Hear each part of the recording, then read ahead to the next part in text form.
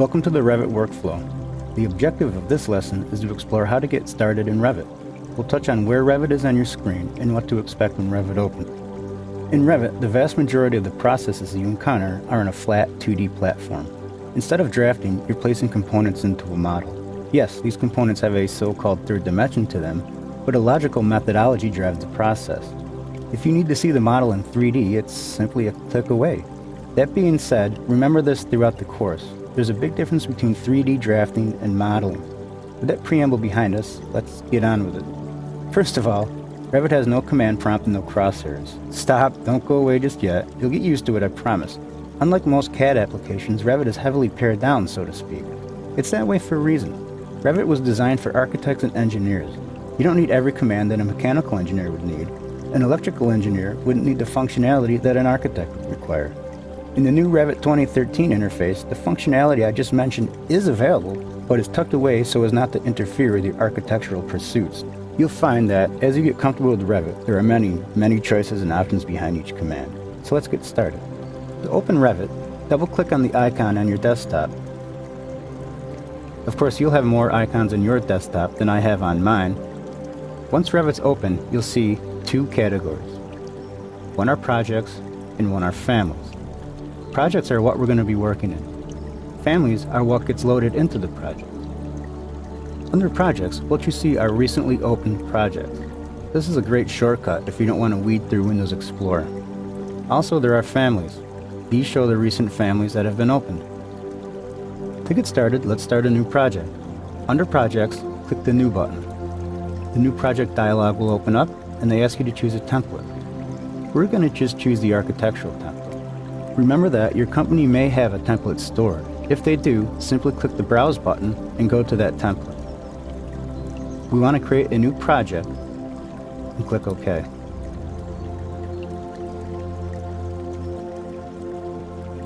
Perfect. The new project has been started. At the top of the Revit window, you'll see a series of little buttons, or what we call tabs. Each tab contains the icons that you will use. These icons are sorted into what's called a panel. So you'll hear me say, on the Architecture tab, click the Wall button on the Build panel. Let's actually go ahead and do that. Go ahead and click the Wall button.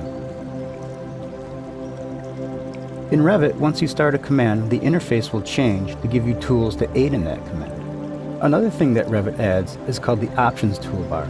You'll be hearing me say this throughout the course. Keep your eyes on the Options bar. Hit Escape a couple times. Or you can click the Modify button to release yourself from the command.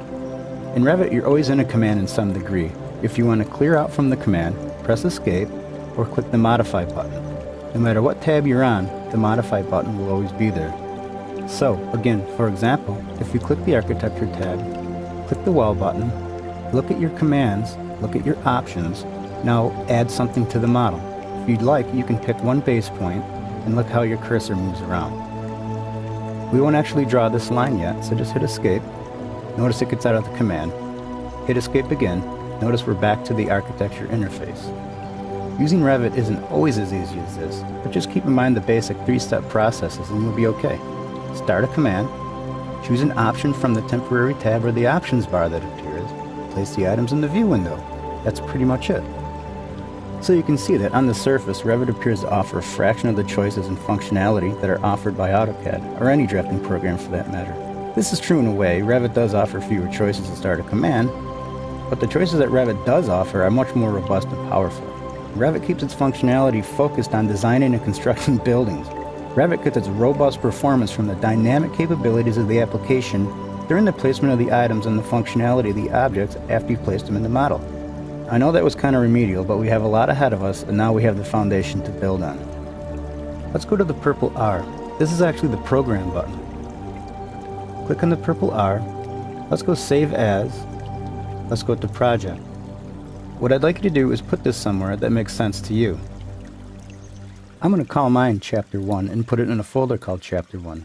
Since you'll be using the same file, you can name it whatever you'd like. Class file, or whatever, and you can put it in whatever folder you like, just as long as it makes sense to you. I like to click on my Options button. The file save options for Revit are a little bit strange, to be honest. They like to give you 3 backups. What happens is, each time you physically hit the save button in Revit, it records it in a backup, up to 3 times. So literally the backups are a snapshot in time. I'm going to change mine to 1.